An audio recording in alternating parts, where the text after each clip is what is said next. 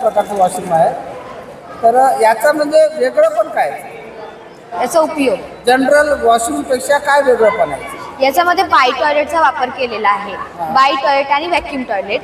Bio toilet म्हणजे जे waste tank आहे त्याच्यामध्ये ह्युमन वेस्ट साठवला जातो. त्यामध्ये जर आपण ॲरोबिक कंपाऊंड जर टाकले तर ते ह्युमन वेस्टला लवकरात लवकर डिकम्पोज करतील आणि त्याला खतामध्ये रूपांतर करतील आणि ते खत आपल्याला शेतीमध्ये सुद्धा कामात येऊ शकते. म्हणजे त्याचा उपयोग पण सुद्धा. आणि व्हॅक्यूम टॉयलेटचा सुद्धा वापर करता येते, जे जहाजे विमान यांच्यामध्ये सुद्धा वापरण्यात येते.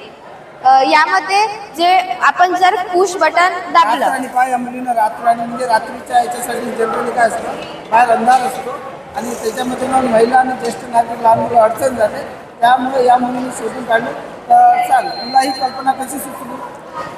कारण जेव्हा मी माझ्या परिवारासोबत लांब पट्ट्याचा प्रवास करत होती तेव्हा मी बघितलं की खूप महिला वॉशरूमची जे अवेलेबल राहत नाही त्याला ते फेस करत आहेत. म्हणून मी हे बस शोधून काढलेली आहे. तर या मुलीचं अभिनंदन पुन्हा करूया. थोडी बाजूला या मुलीचं नाव आस्था बी झलके आहे आणि 8व्या वर्गातील मुलगी आहे. सरस्वती विद्यालय junior college and junior college Arjuni Morgaon. म्हणजे अर्जुनी मोरगाव जे गाव आहे मला माहिती आहे लाखांदूरकडे आहे गाव आहे. खूप म्हणजे रिमोट आहे, दुर्गम भागात आहे आणि एवढं दुर्गम भागातून आलेली ही मुलगी गोंदिया जिल्ह्यातील म्हणजे गोंदिया जिल्हा म्हणजे महाराष्ट्राचं अगदी पूर्वेचं टोक आहे. या मुलीने ही जी संकल्पना मांडली ती या मुलीचं अगदी आपण अभिनंदन करूया. तर याला खर्च किती आहे साधारण बसमध्ये लावलं तर याला तसं 25 ते 30 हजार रुपये येईल. जर आपण मेक इन इंडियामध्ये बनवलं तर ते 10 ते 15 हजार रुपये.